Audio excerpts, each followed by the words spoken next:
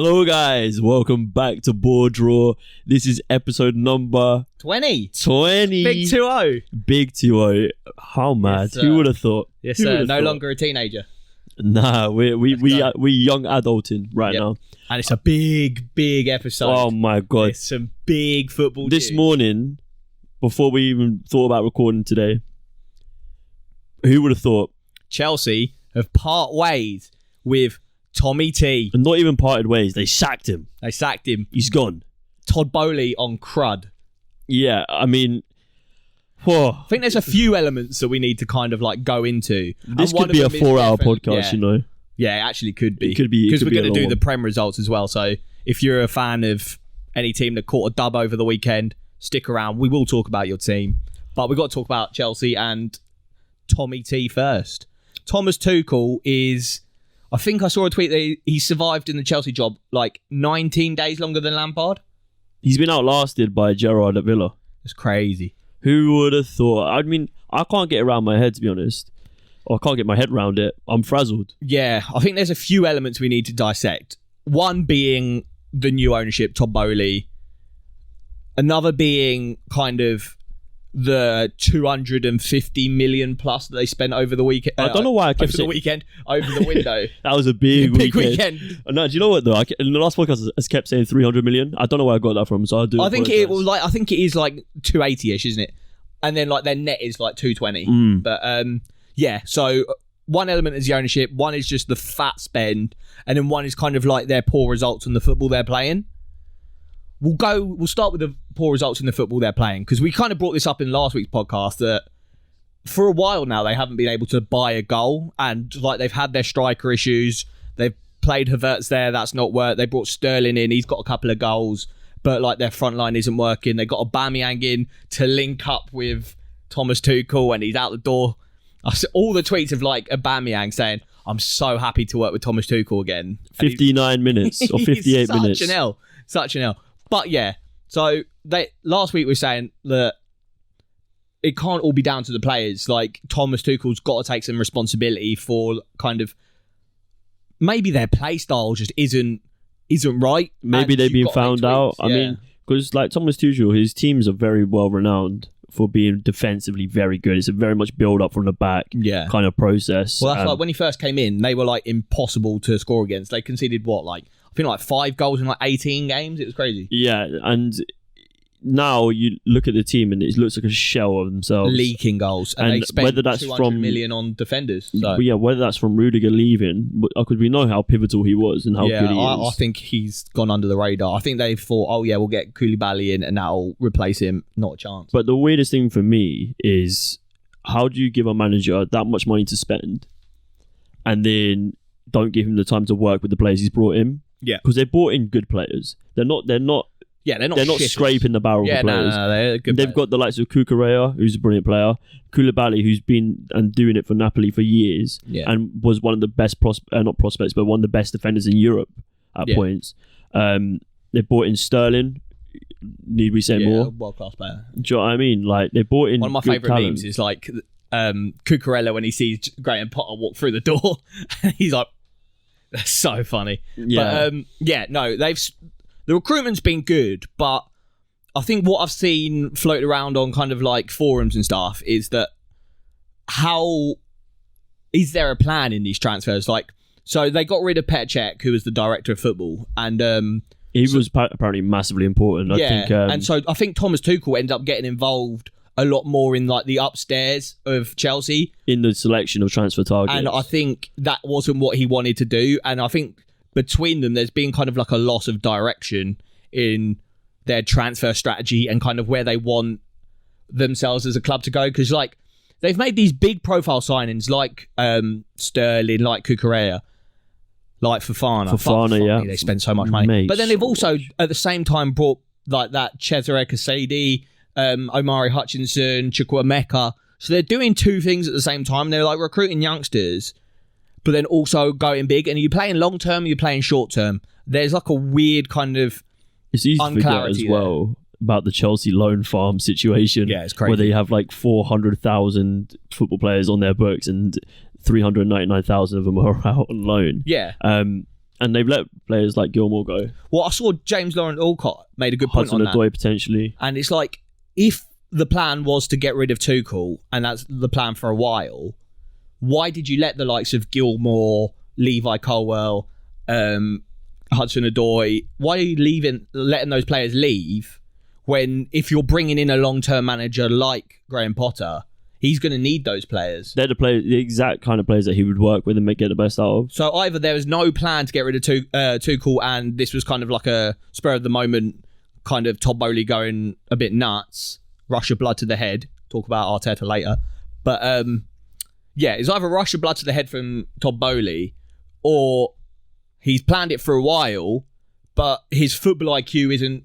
He's getting, in my opinion, humble opinion, he's getting too involved in the downstairs. He should just, as shit as it sounds, just pump them with money and let someone that's got a football IQ kind of deal with the running of the club, because 100%. He's never engaged with a football club before. He doesn't really know the nuances of it. Like, you can't just sign the best players. Exactly. He's going about it like it's like a 11-year-old kid on FIFA career mode. Oh, 100%. And there's no... Apparently, these are just rumours. But apparently, one of the reasons he sacked Tuchel was because Tuchel was against the signing of Cristiano Ronaldo. And which it sounds completely plausible, because you can imagine a big rich investor coming in being like, American, I want Ronaldo. I want Cristiano Ronaldo. Suey.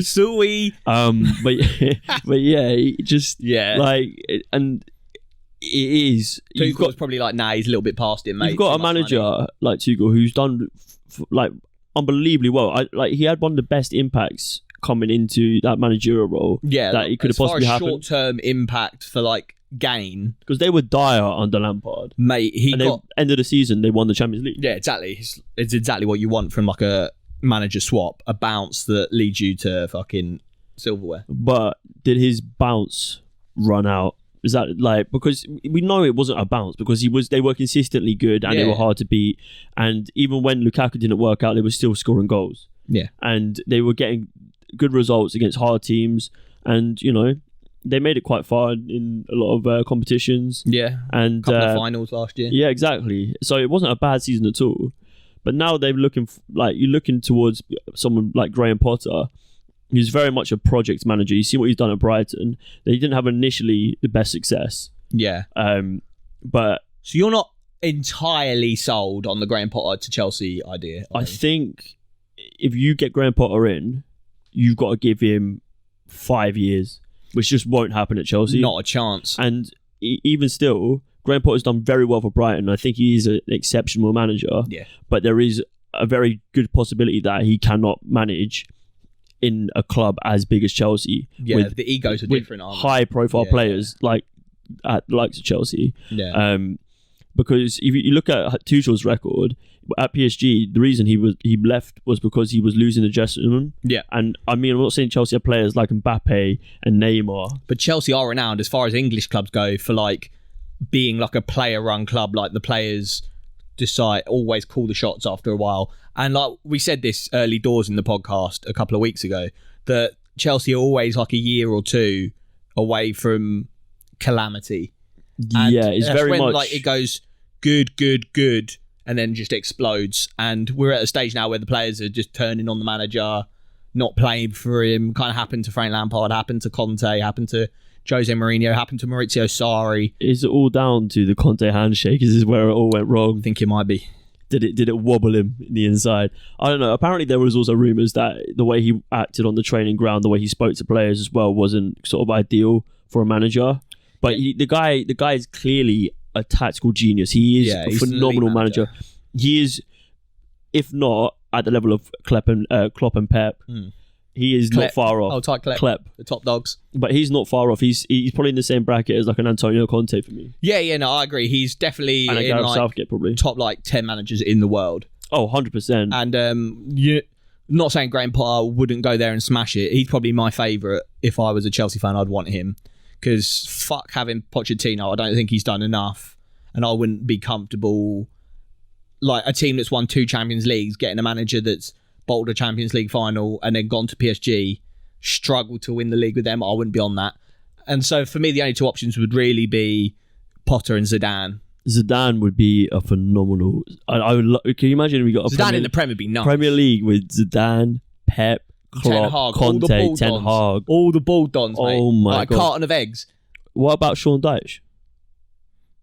Sean Dyche. Well, I think that's what they're saying. That if Potter goes to Chelsea, that is Brighton that just not can get Sean Dyche. To be fair though, we've never actually been able to see what Sean Dyche could do. Yeah, with like with the team bit who of a budget as well. Yeah, and actual like good quality players. Yeah, I'm not saying that Burnley didn't have good quality players. I'm saying, but it was very much pragmatic football, whereas 100%. Brighton are very systematic and very progressive through the thirds. Yeah. So yeah, it's interesting times. I am worried though about a club which the new owner comes in, and within like what has it been like 2 months, they've had a fairly sticky run, and they've invested heavily, and the owner's just gone on to the next one. Todd Boehly does worry me. I think he came in and endeared himself to the fans by just splashing hella cash.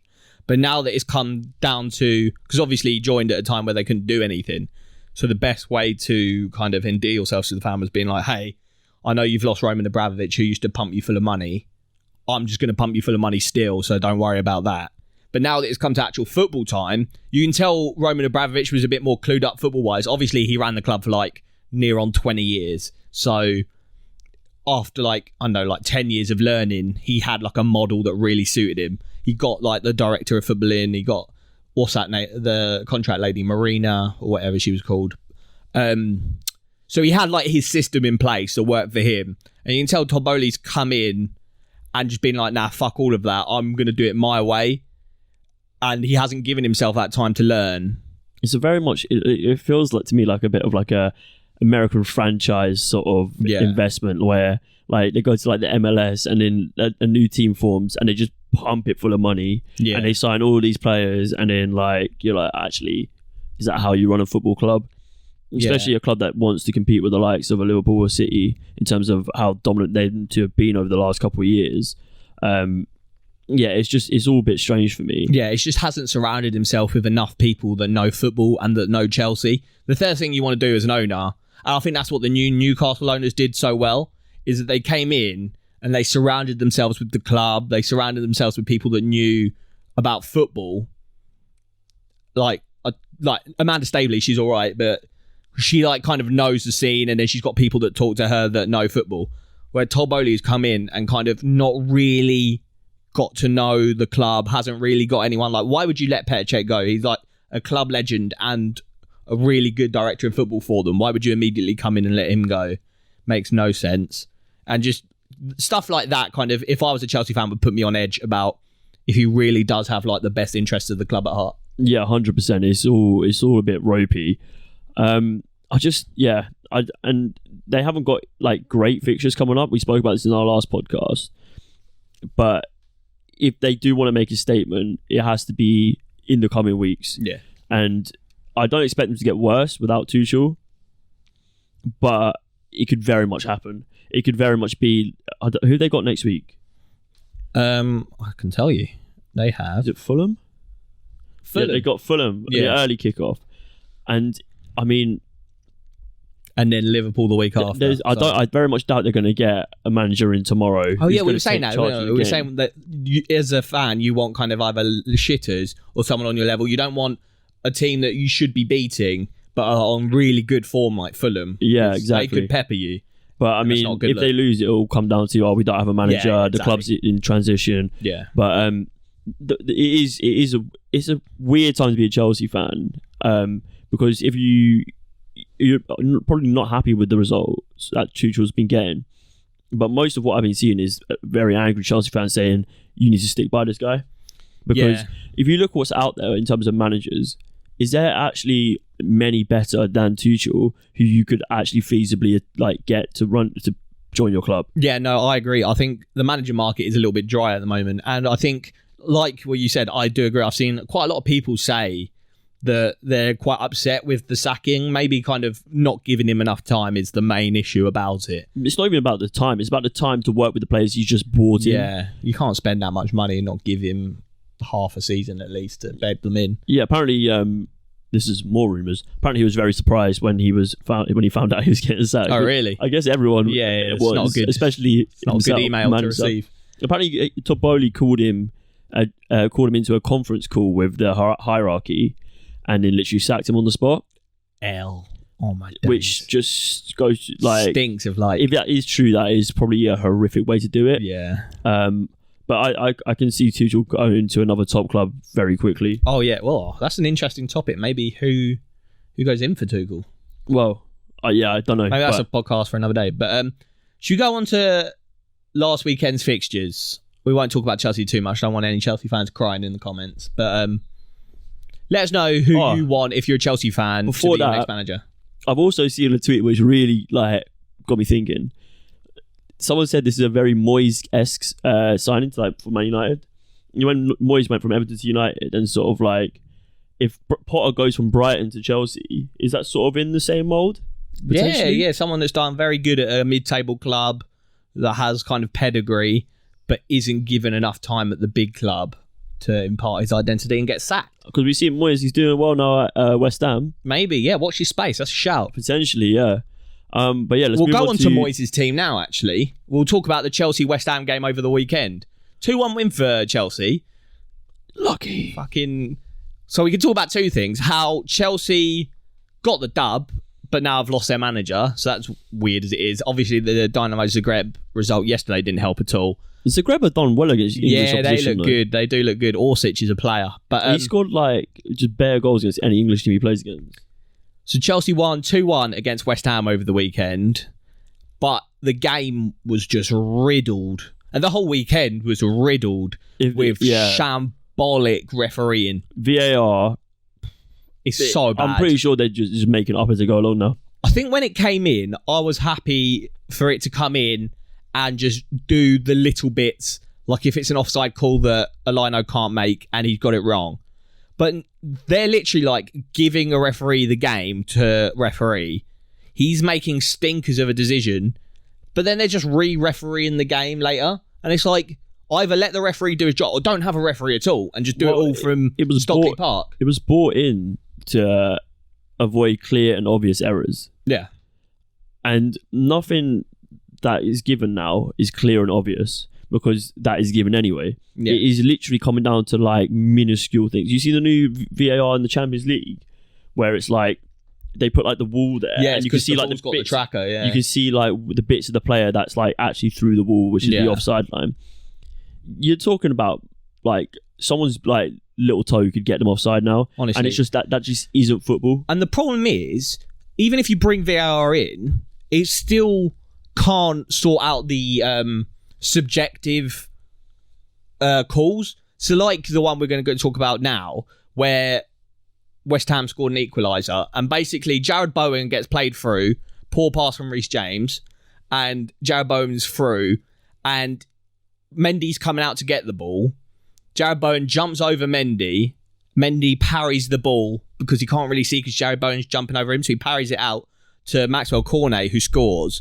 But then Mendy, who I think's a bit of a scumbag, he played it hard. Which, to be fair enough for him. If that's my team, I'm gassed. Mate, if I was on the opposite team, I'd run over and chin him because fuck me.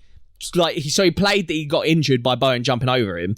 Bowen just completely didn't touch him or anything, I don't think. Or maybe if he did, it was like the smallest nick. But you know what football players are like these days. But so he jumped over Mendy, and then Cornet got in to score. The goal was given. And it was last minute as well. And West Ham buzzing, happy days. And then they go to Stockley Park, bearing in mind the ref has given this, and then they tell the ref to go and look at the monitor to see if Jared Bowen had like hit him on the way over and if he'd like feasibly injured Mendy. So he went to the monitor and then gives the foul, which I don't believe the referee thinks actually happened. But because the referee, if I remember rightly, I think he's like a new ref in the job that has only been there a couple of months. So he's probably got called on the phone or whatever the fuck they got, the headset, and been like, yo, you've made a stinker of a decision in our opinion. Come and look at the monitor.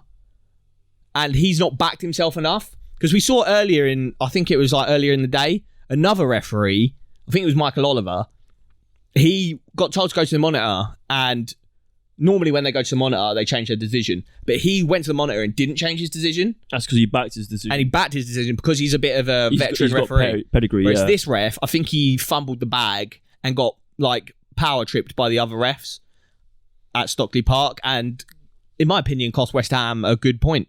I think if you're a West Ham fan, you are fuming because you are a bad VAR decision away from having back-to-back draws with Tottenham and Chelsea. Yeah, which is a very good result considering how sort of difficult the start to the season was 100% for them. But yeah, just a stinky VAR decision. And I like that David Moyes came out and he was like, that is a, can't remember, he said it was like a shambolic decision. Or something like that. Wait, let's allow managers getting fined, yeah, because I want to hear what they actually think. Honestly, and I know they've got to be role models for like kids and whatever, but let them do an interview, and then let them do an interview. Honestly, because we said this a few months back that like that referee say they didn't get a good result against Spurs, and then they got this loss, and David Moyes got the sack. That's all down to that refereeing decision where maybe if they got the Nigel draw, Pearson who was talking about that. Wasn't exactly. It? So it's like, it's crazy that David Moyes could have been a result away from getting sacked. And maybe he kept Thomas Tuchel in the job for like a week longer by doing that. Potentially, yeah. So it's like one of those. It's like referees can play with managers' jobs. It's like, all the ripple effect. It's mad that as like a refereeing corporation, you can come out and say your decision is wrong. And what is the benefit of doing that? Because all you're doing is rattling fans because you can't go out and change the result. They came out and said that both the results will stand regardless of... Like, that was in their official statement. You might as well just come out and be like... They can go back and then be like, actually, we're going to replay the last 10 minutes of the game. They've got literally no power to do that. So it's mad that you just come out, rattle the fans. You might as well just be like, that's our decision, no further comment, and let the fans get over it. Instead, what you've done is say, no, our decisions are wrong. Or just lie. But just come out and say, oh yeah, due to a technical error. But you can't just come out and be like, our decisions are wrong, and then down the line make more wrong decisions... And you're just rattling people constantly. Figured it out, yeah. Because they are in Stockley Park, right? And the game's happening at Stamford Bridge. The curvature of the earth is affecting the VAR Get angles. the tinfoil hats out. Come on. That's it. Conspiracy theory episode right here, right now. But yeah, no, that's just a bad result for West Ham, unfortunately. And I don't think they played that bad. I think they deserved one of their better performances this season. Yeah, at least a point. And Tuchel, maybe stayed in the job for a couple of days longer, but it is no more. Yeah, I think so. Should we go on to the first game of the weekend? Yeah, the early kick-off, the Merseyside derby. Stinker. Was it? It was a good game, actually, but like a stinker of a result for Liverpool because they're used to every time they go to Everton or Everton come over to Liverpool, or Everton or Liverpool, but come over to Anfield. They're used to battering Everton. Do you know what? Yeah, everyone had Everton written off at the beginning of the season. Yeah, we had like 4-0 in this game. And they've done very, very well. This is good. In my opinion, they were the better team. They looked decent in the Chelsea game when they played Chelsea. Yeah. And they come out a Liverpool team and they didn't play like a team who was being tipped for relegation. Alex Iwobi. What a man. He's doing the Joe Linton. I laughed at Everton when they paid us 40 million, and obviously 40 million for Iwobi is probably still a bit too much, but he's turned into probably, arguably, their most important player. Yeah, I think his sort of experience, especially with is it Onana? Yeah, he looked good. Yeah, having that sort of guy next to you who can like talk you through it a bit, and then even though he's not even playing in his natural position, he's playing in the middle of the park. Yeah. He's done so very well, and having that guiding figure next to a player with such talent like Onana is brilliant. Onana's got legs, mate. He's like the machine, the engine that will go up and down the pitch, winning the ball back, defending well, getting into the box with last minute runs, and then you've got Iwobi next to him who can. We didn't know this about him, especially from his time at Arsenal, but he's very good at dictating the game, like the tempo of the game. He can slow the game down when his team are under the cosh a little bit. He can speed it up if he knows, this team are here for the taking. He's quite good at reading the game, I think. And I think you get that after like playing under Arsene Wenger and playing at Arsenal for a while. I feel like your football IQ is probably quite good because you probably learn a lot from Arsene Wenger. He's probably just ingrained into you. But I mean, you look at him and you're thinking, it's Iwobi. He's like that explosive winger. He'll try to take a man on and get a ball into a box or something. And now you look in maybe players see changed that, with a bit of maturity, and now, it's like actually he's a far more mature. Yeah, he's definitely matured. Yeah, and he's a different player to the one that you expect to play against. Yeah, and that's excellent.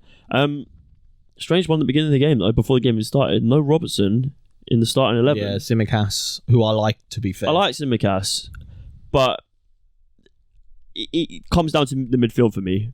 Like why Liverpool are struggling. Yeah, 100%. You can't keep playing James Milner and Jordan Henderson together. I don't think Harvey Elliott is an attacking midfielder either. I think he's better out wide. Yeah, I agree. I don't want to judge Liverpool without having their full team there. Full team, yeah. But even the back four just doesn't look to be like the same we've seen for years. Trent, I think he's still got the most like progressive passes for like a right back in the league, or like chances created from that position, but it's not as killer as it has been. Nah, their play doesn't zip as much. Yeah, Liverpool used to just go from defence to attack like that. Yeah, but it would transition through the midfield, but it was so seamless that that was it. And I don't know, and they're really struggling against the teams that have a low block. They're really struggling to break through like a low defensive line. Maybe the introduction of someone like Jota will help that because he's a bit more dynamic in terms of where he's going to pick up positions. He moves into the half spaces much more than Nunez, who's very much more direct in terms of the runs he makes. So having that to break up a centre-back pairing will help. But how can you spend that much money on a striker and then you just it's pretty useless when it comes to playing against a team with a low block? Yeah, they should have addressed problems elsewhere, I think. I think even if you play like a holding midfield with like Henderson and like Fabinho, and then you play Firmino in the 10 role, and then you have like Luis Diaz out on the left and Salah on the right, and then just in front of Firmino you have Nunez, because Firmino is very good. He could literally be a number 10. Yeah. Like his 1-2s and his ability to like sort of drop into space is very good. He could work the ball like Thiago. Like one of the best false nines probably the Premier League's ever seen. His impact on the game. But yeah, stinky result for Liverpool, great result for Everton. Thumbs up for Everton, thumbs down for Liverpool. Bang, bang, bang. Wash. You see, apparently someone at the Everton game threw a bottle at Jurgen Klopp. You like that? I like Jurgen Klopp, man. I don't like him. He gets on my tits, mate. It's just complaining all the time. He does have his excuses. He does. Another banger of a game, though. 5-2 to Brentford.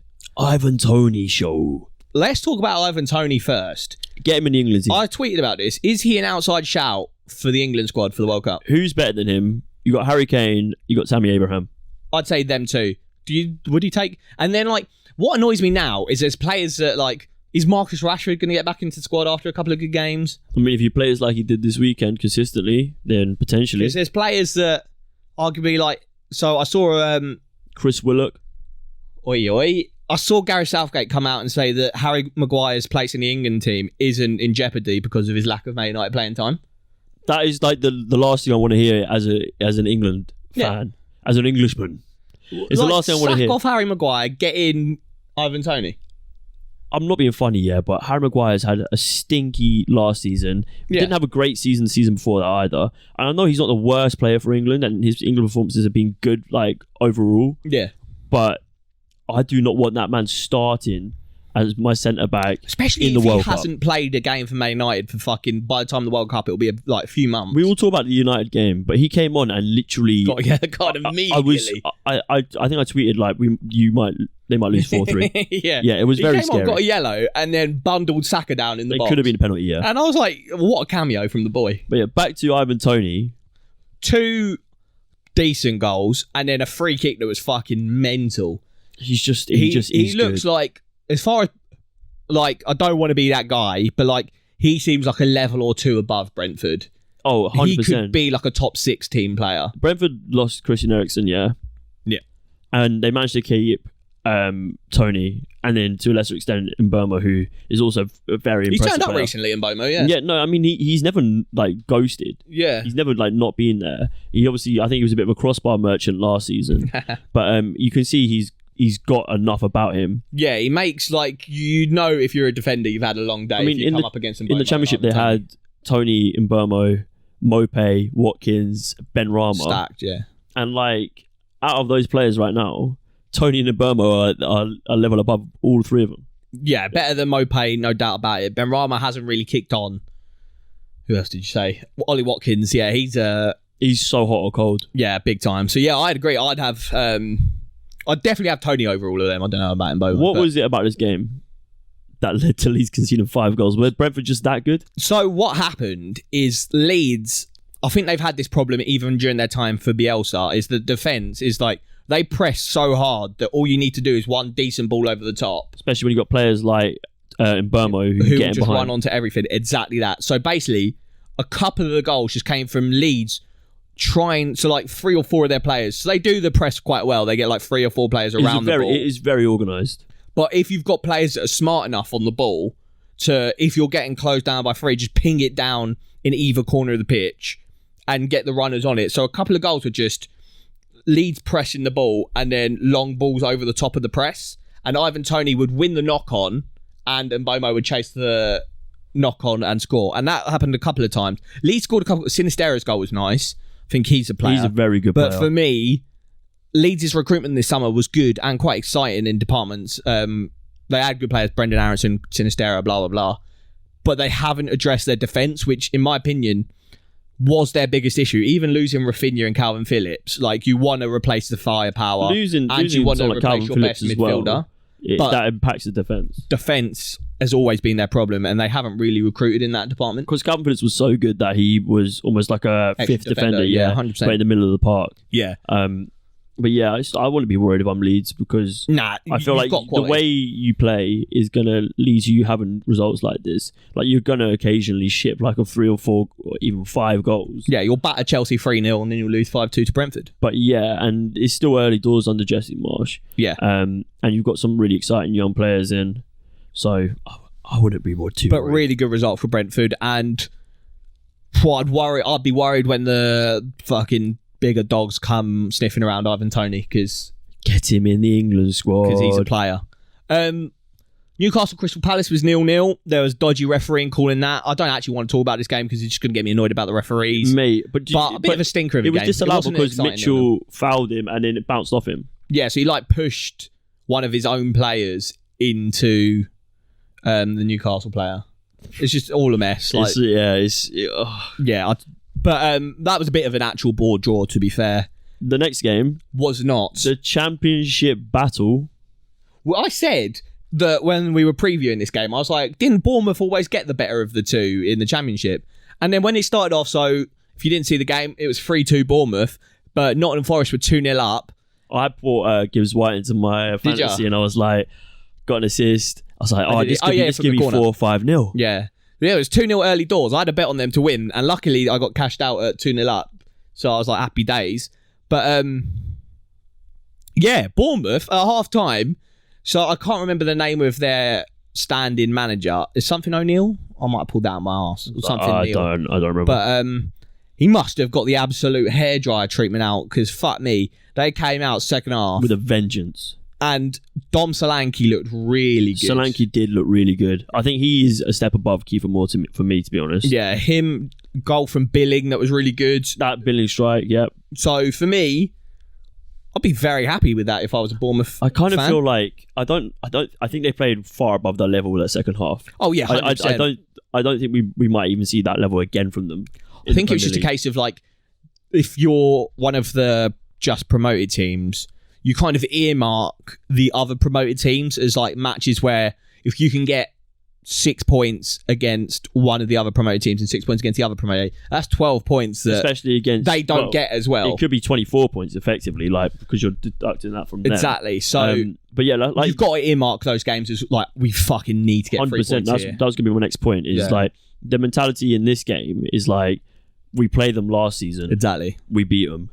We can do it again. Yeah. 100%. And like, it's like, they're in the same boat as us. They've just come up. But it's a response after Scott Parker getting shipped out. So yeah, I mean, first manager out. I'd be very, very surprised if they actually pull a result like that out the bag again, especially coming from 2-0 down. But that's the beauty of the game. You never know. It is. But yeah, who've they got next week? They got Brighton. Potentially managerless Brighton. Potentially, if all the rumours are true that Potter is in London at the moment discussing terms. Scary times if you're a Brighton fan. Next one. London Derby. Yeah, boy.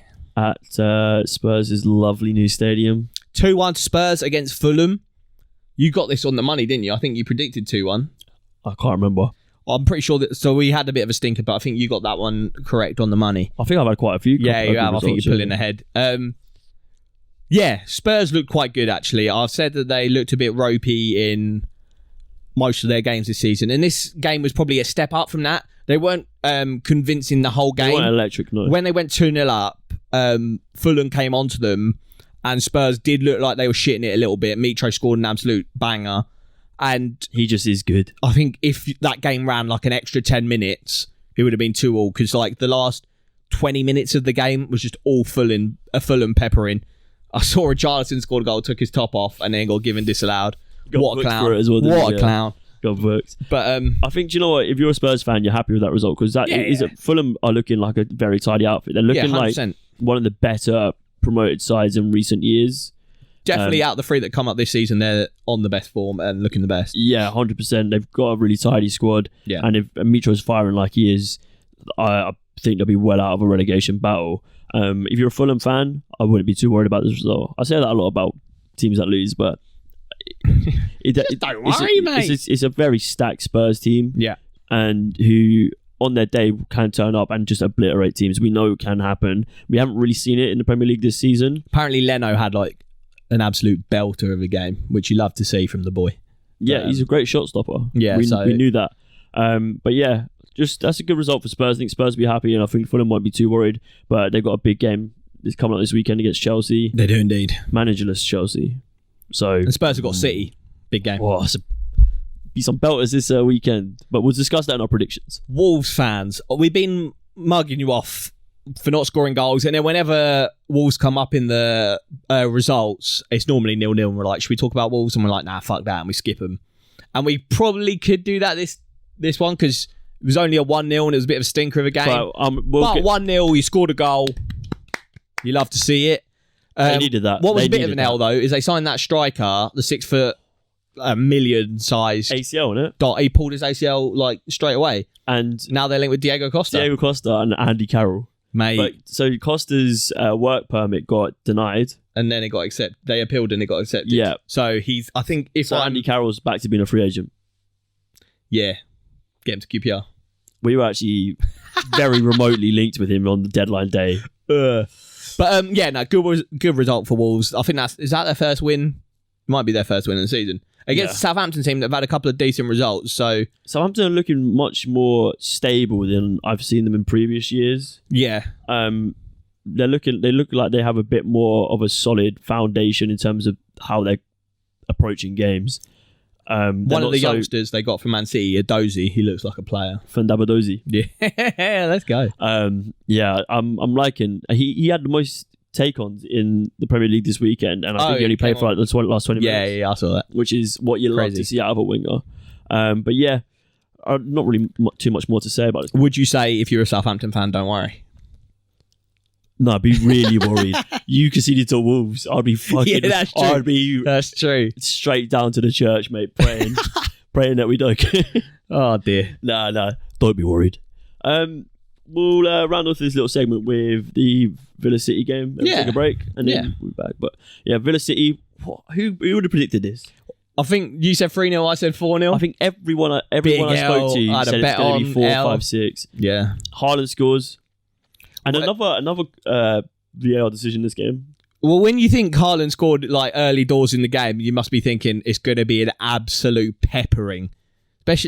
And it just didn't happen. Villa looked quite good, and Man City, they looked all right, but I saw them, so they played Sevilla last night, and I swear they had like 70% possessions. I think Sevilla had one shot on goal. That's what you expect from Man City when they play a team a couple of tiers below them. Just sheer dominance. They don't even let the opposition have the ball. And that's what you were expecting when they played Villa. But Villa played well. They got about... Bailey scored a good goal. I don't know what happened to Villa. I think... And then, so they scored late on with Coutinho, but he come from an offside position and then he gets the ball, but it was contentious to when the passage play starts for the offside, and then I think the shot is deflected, but it's a great strike anyway. Yeah, and then you're thinking, hold up, that's 2-1 to Villa. Yeah, could have bought Gerrard another 6 months in the job. Yeah, Villa fans are probably fuming. But another contentious decision. Yeah, no, many poor decisions. If you're a Man City fan, don't be worried. No, I was going to say something. I think what Gerrard did well that game is obviously they've had like back-to-back shitters of results. And what he did is obviously he like created a bit of a siege mentality amongst the Villa boys. And he was like, nobody expects us to get a result here. So just go out and play your game. And I think once you do that to a team that are quite like lost, it like unites them all. And I think that's what he did quite well, quite smart that game, is that he was like, you got to win the mentality battle as opposed to the actual 100%. It was a bit like us against the world kind of you're vibe. You're not going to beat Man City in terms of in technical play or outsmart them, but you can win the mental battle, and they were winning first balls, second balls. They were crunching into tackles. They were there for the game. Yeah, I think that's what Gerrard did well. And he's bought himself some more time, in my opinion. 100%. But just who would have thought Man City won, Villa won? Never. Never mind. But all right, we'll take a little break and we'll be back to round off with Sunday's fixtures and then into our predictions. Let's go. Let's go. Back again for Sunday's fixtures. Oh, what a way to start off Sunday. Brighton 5-2 Leicester City. Good game. Brighton, Graham Potter. You can see why Chelsea won him. Honestly, so the game started with a Leicester goal in like the second minute of the game, and everyone was a bit like, "Oh, what's happening here then?" But then Brighton just went on crud, and they were just scoring some lovely goals. The build-up play, I think that's one thing that Graham Potter probably doesn't get commended for enough. He always is like, "Oh, we get loads of shots, we're getting," but his like passages of play are always very technical, and I think that comes from it's straight off the training ground. It's textbook. Pascal Gross and Trossard. I think I like the term football IQ and players that have good football IQ and players that don't have good football IQ. And you can see them from a mile off, players that do and don't. But I think what Graham Potter does is he gets players that have good football IQ and puts them in very vital positions in the pitch. They dictate the way the game is going to be played. And so he allows Pascal Gross and Trossard to not really have fixed positions on the pitch. He trusts them enough with their football IQ so they'll know to be in the right positions at the right time. That they can go and affect the game where they want without having too much kind of to tie them down. In turn, it really hampers opposition players because they can't. They have to go, right, do I track this guy? And then Trossard or Grosh goes, oh, he's tracking me. I want to pull him out and create the space in behind for players like Welbeck. Yeah, 100%. Or McAllister's getting. It's like what Kevin De Bruyne does. Obviously, they're not as good as Kevin De Bruyne, but to have two not so good Kevin De Bruynes roaming around the front edge of the pitch, it's just a problem because, like you said, the defenders.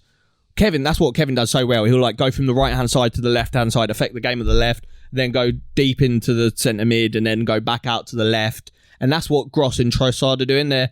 Just floating around the pitch, causing havoc in different areas. So when a team kind of figures out they're in this area, they'll like overcompensate there and leave space elsewhere. And Brighton are really good at the moment, taking advantage of all the space that and teams Leicester are very bad at defending that sort of play. Defensively, Leicester are shambolic, mate. Brendan Rodgers could be on his way out. I think it's time to go. But he's on brought time. Yeah. Borrowed time. Let's just talk about that McAllister goal. Alexis McAllister. There's a bit of a player. Most Chilean Scottish man you ever met. Most ginger Argentinian don. He's Argentinian, that's it, yeah. You saw a tweet where it's like, so it was from a news article in Argentina from when McAllister got called up for the Argentinian squad. And apparently he told Messi to make sure that everyone stops bullying him for being ginger. But he scored an absolute fucking screamer, probably like the best goal of the season already. But it got disallowed, and that would have been his hat trick as well. Which I think sometimes you just got to allow goals like that. It's offside. I mean, it's 5-2. It's 4-2. Put them out of the misery, mate. Like, what's the harm, man? But yeah, no, Brighton look really good. My only fear, and this has been my fear for Brighton for a while, is if you lose Graham Potter, because recruitment-wise, I've never had a fear that if they lose a player. So obviously they've lost Ben White, Basuma, Cucurella, all these big names. And I've never been like, shit, if they lose that Don, they're going to be up for relegation. Their recruitment's so good, they're so well run, that I would always like look past that. But Graham Potter, if they lose him, that's where it gets scary. Yeah, it could be sticky situation. And I think his release clause is only 16 million, which is absolute pittance for Chelsea in a game of football. Yeah. I know it's a lot for a manager, but for Chelsea, it's nothing. What's 16 million buy you now? Yeah, exactly. Richarlison's like left leg now. Literally. Are you ready? Do you want to talk about the next one, or should we skip it? Can we just leave it there, mate? Thanks, guys, for watching. Yeah. So, Arsenal, the Dons, top of the league, unbeaten, ventured up to Old Trafford for the final game of the weekend, and we lost 3-1. Right, on to the predictions for next week. I'm joking. So basically... Do you know what, yeah? Arsenal were good. Arsenal were very, very good. So there was like a few segments of the game that kind of, in my opinion, were like the main kind of key moments. Man United started off the better team. For the first quarter of an hour, they were pinging it around. We looked a bit shell-shocked. And then we took control of the game for like a couple of minutes. And then another of the most fucked VAR kind of decisions of the weekend happened. Odegaard tackles Eriksen, who goes down like a sack of shit. Barely got touched. And then from that, Odegaard plays it to Martinelli. Martinelli goes in and scores. They pull it back, and allegedly Odegaard has fouled Eriksen. In my humble opinion, Eriksen was going down before Odegaard even touched him, and Odegaard barely touched him, and so the goal should have stood. I think Jimmy Floyd Hasselbank said that. I think even That's Gary a man Neville... who you don't want to be taking opinions from. He just got sacked he got sacked for Burton. Especially because he's always doing punditry. It's like he's never actually doing his job. Why is he a pundit when he's literally just absolutely... He fucked up QPR, yeah? Yeah. And he went back to Burton after signing... He went from Burton to QPR, back to Burton, and he's just had a stinker. I think he's got the lowest win percentage in QPR managers in the last, 30 years. And, he done well at Burton to come to QPR. Yeah. And he went back there and stunk up again. The geezer's a fraud. I don't know why he's always doing punditry when he's a manager. Go manage your fucking team, mate. You're bottom of the league. But, even Gary Neville was backing the decision that it shouldn't have been a foul. And, when you've got a Man United fan saying that there's, a decision to be made. And also, I saw this tweet where it's so Graham Souness came out and said it was a foul. But 2 weeks ago, when Chelsea and Tottenham were battering each other, and he was like, "We've got our game back. It's a man's game. It was okay when Chelsea and Tottenham were fucking battering each other, but when Odegaard barely touches Everton, he's happy for that to be touches Eriksen, he's happy for that to be a foul. Make it make sense. Anyway, so that was kind of the tipping point of the game, because I think if that goal had stood, we would have probably run away with the game at that point, because Man United, in my opinion, their mentality is still a bit they could capitulate at any moment, like they did at Brentford, like they did at Brighton. So I think if we got that goal given, we would have peppered them a bit. But they scored Anthony on his debut. Great finish. That's happy days if you're a Man United fan to see your new man score. That goal comes from Rashford's positioning, because Anthony's playing so far out wide. Rashford drops really in, and they sort of press over to the left-hand side of the pitch. Anthony's in yards of space. And because he's an inverted winger on the right, he's left-footed. Yeah. He, I think Ramsdale's expected him to go near post. Or he dives the wrong way, and the way Anthony opened up his body, it's a great finish. Yeah, he did 6 different celebrations in one celebration. Yeah, he did a raw one, which was a bit. He done the baby pregnancy one, cringe for my liking, but each their own. I mean, he's just getting 2-footed, isn't he? Mate, I hope someone absolutely chops him down. Get fucking, I don't know. Thought Rashford and Eriksen were very good. Rashford and Eriksen, yeah, I agree. Both of them had very good games. Eriksen, I think he's going to go under the radar as probably one of the best signings of the summer for a free, because he seems to, any game that Man United do well in, like we were talking about with Iwobi, but obviously a lot better than Iwobi, he's very good at dictating the tempo of a game. He's been brilliant as their number 6. Yeah. Yeah, he which really I didn't think he had in him, but I think alongside Scott McTominay, who is playing well at the moment, and then when Casemiro eventually gets into the team. Scott McTominay, I want to talk about him for a second. He fucking gets away with murder every single game. He's mate. A bit like Fernandinho in that way. Little scumbag. I don't know how he doesn't get booked. If it was Granit Xhaka, so he did one tackle on Saka where he literally on Gabriel Jesus, where he literally grabs him round the waist and bundles him over. And I was like, if that's Granit Xhaka, he's getting deported, mate. But Arsenal equalise. Good goal from Arsenal. Yeah, that's the one where Jesus on Martinez, and then like he sort of like does like his weird full thing, and ball comes out to Saka, and it's a great finish. And then I think what happens here is a bit of rush of blood to the head for Arteta. Yes, the triple sub. I think everybody, obviously, now that you've got 5 subs, there's probably like a whole new kind of learning curve of when is like the right time to do a sub and how many subs do you do at each time, blah, blah, blah. But I think Arteta had a bit of a rush of the blood to the head. So we were dominating from the moment Man United scored their goal to the moment that we scored to this triple sub. We were just the same, dominating them. You tweak it like one like player a little or bit. two. Yeah, we were peppering them. They couldn't even get near us. You made this triple sub. You take out pretty much the entire midfield and put on Fabio Vieira, Smith Rowe, and Eddie. And there's just no presence in the midfield. So if we're not peppering their goal, which we were at that point, but if we're not for any moment and they get the ball, all they need to do is one smart pass through the middle. There is no midfield. And there's no one there. And they did that. For the Rashford so we're goal. peppering them. Eriksen gets the ball, has like a moment too long to think about his pass, just plays it straight through the middle to Rashford, and he's in. And that's what happens when you make a triple sub. You don't give your team time to kind of be like, oh, he's gone, he's come in, talk to each other. You just put 3 new players on the pitch. Like, where the fuck am I supposed to stand right now? You don't allow the players to get into the game. Like, you're expecting 3 players to instantly be into the game. Yeah, match speed. Match speed, yeah, it's not especially because like Fabio Vieira, that was like his first...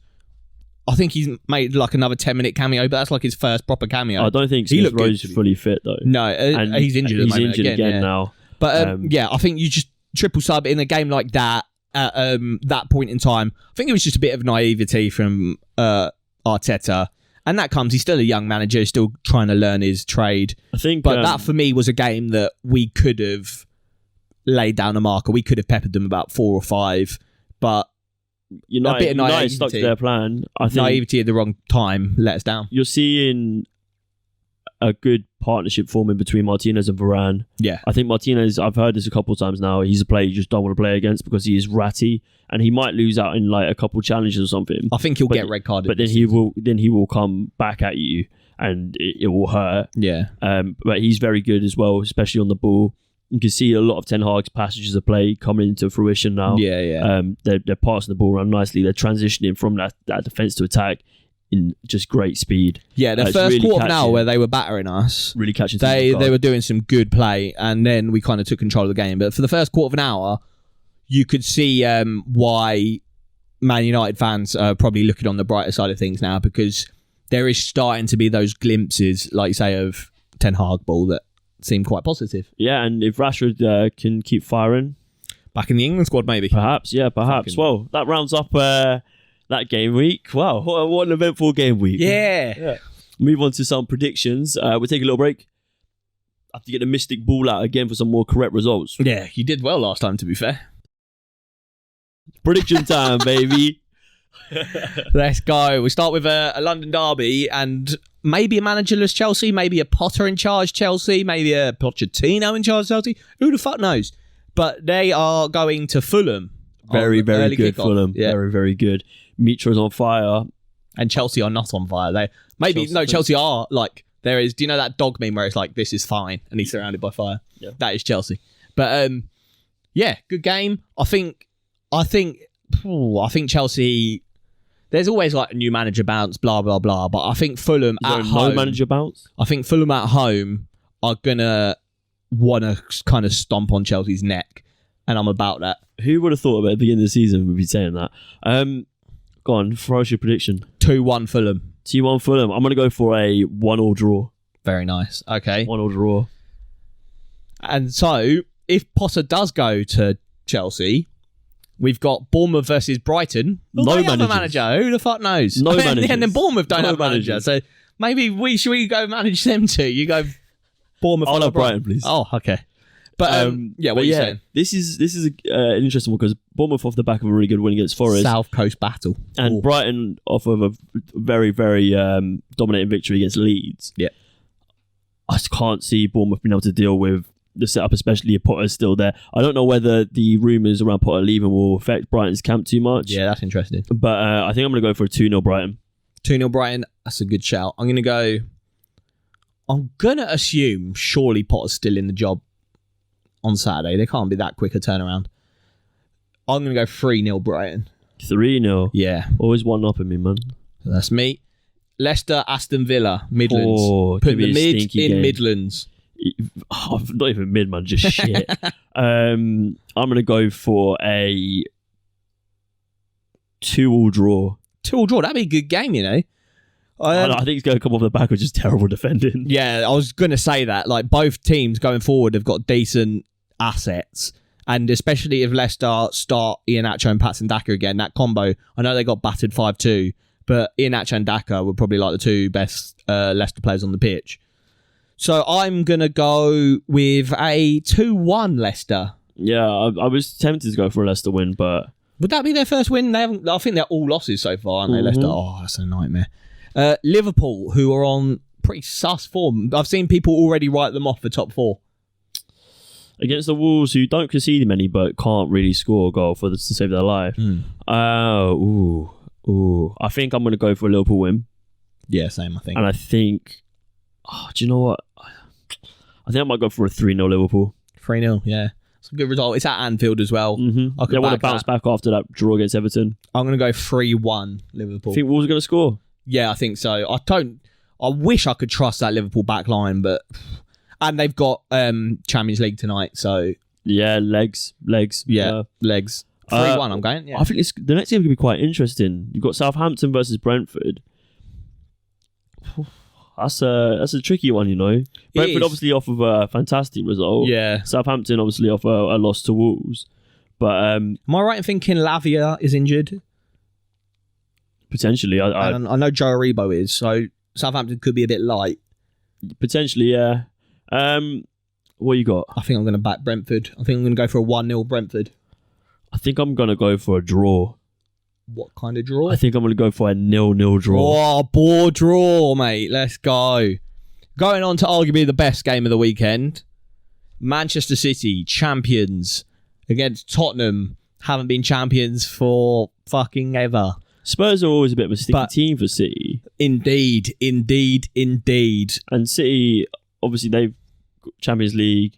I know Spurs got Champions League as well. So we could see a little, I don't think rotation in terms of like the actual strength. I know Kulusevski didn't start the last game. No. And he hasn't started tonight. And obviously City battered Sevilla, so they had like time to drop Haaland at like 60th minute as well. Foden, Cancelo Kevin. playing right back looked dangerous. So I think Man City, even though they played Champions League, have got a day longer to rest. Akanji looked good as well. Akanji looked really good. They've got a day longer to rest and a deeper squad that got rested earlier in the game. So for me... And they have a midfield.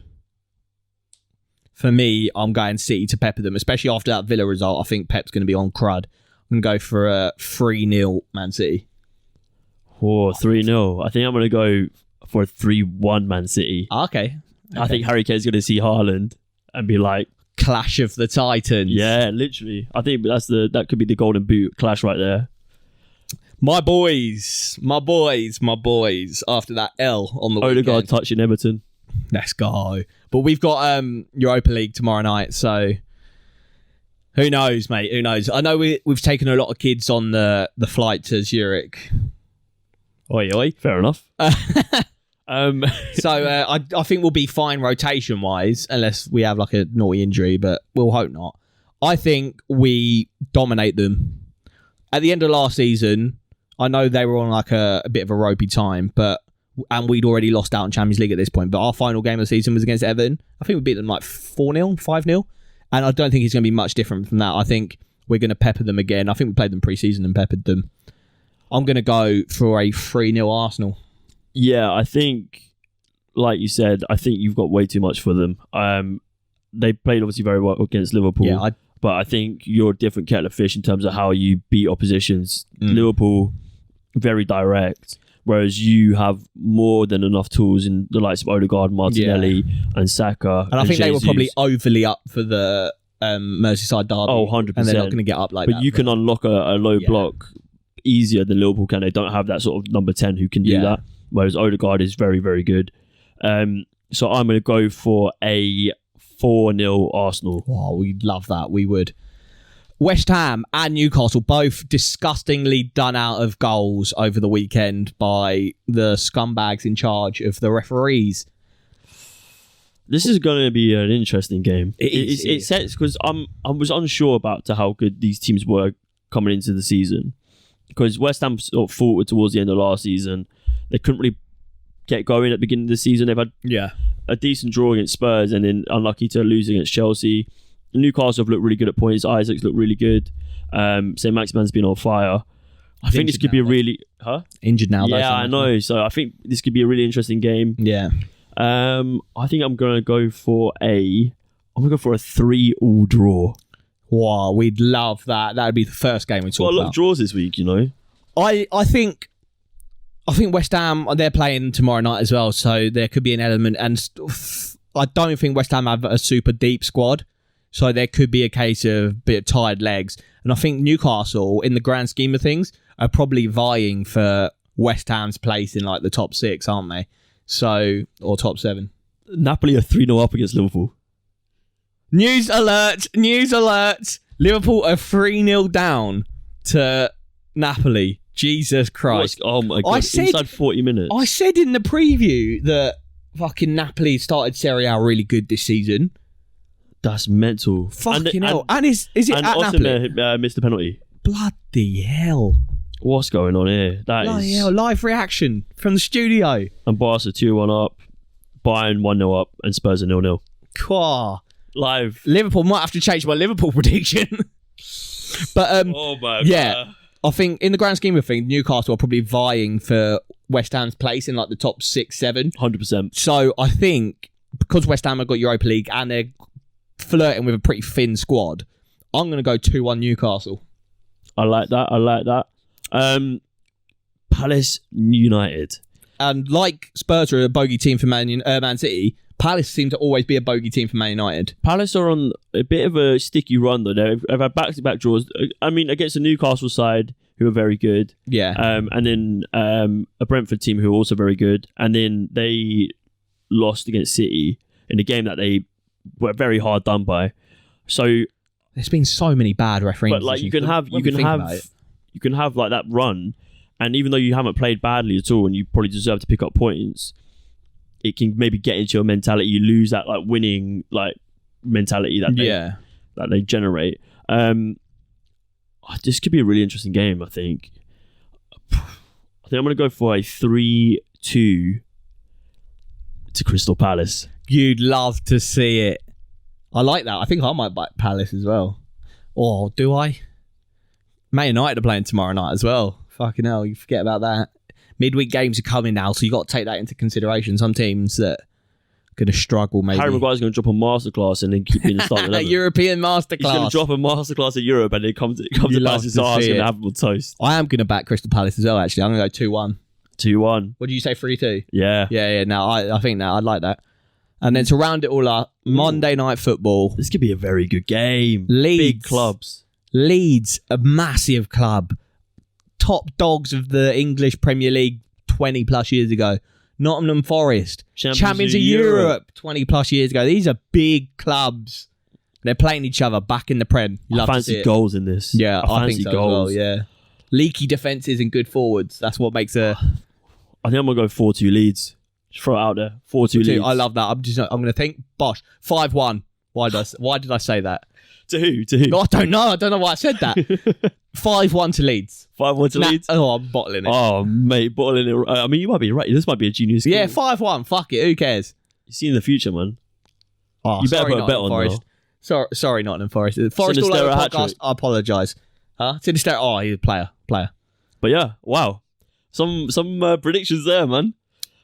Yeah, it's been a good week. We've got Champions League and that. We love to see it. I'm just frazzled by this Liverpool result right now. Yeah, honestly. We'll do like every so often. We won't do it weekly, Champions League, but we'll do like every couple of weeks. Yeah, we'll do like a roundup. We'll round up on like stuff to keep maybe an eye on. once all the first 4 fixtures. Yeah, or exactly the first 3 and then the next 3. Yeah. We'll figure it out. We always do, man. But standard, get involved in the YouTube competition. International break is in a couple of weeks' time. Yeah. So all you got to do is comment on the videos. We've got a decent amount of entries, but as you know, every comment is another entry. So get your comments in. Yeah, follow our TikToks. We've actually uploaded like unlimited TikToks today. TikTok's pounding, TikToks mate. Get on TikTok. Coming fast. YouTube Shorts as well. Instagram Reels. Just get following all the socials. They're all down below, man. But yeah, make sure you follow us on Spotify, Apple Music, anything you want. It's all love. We love to see it. But yeah, thank you so much for watching, guys. Enjoy the football. I know I will. Yeah, boy. But yeah, thanks so much for watching, guys. It's been BoreDraw, and it's live.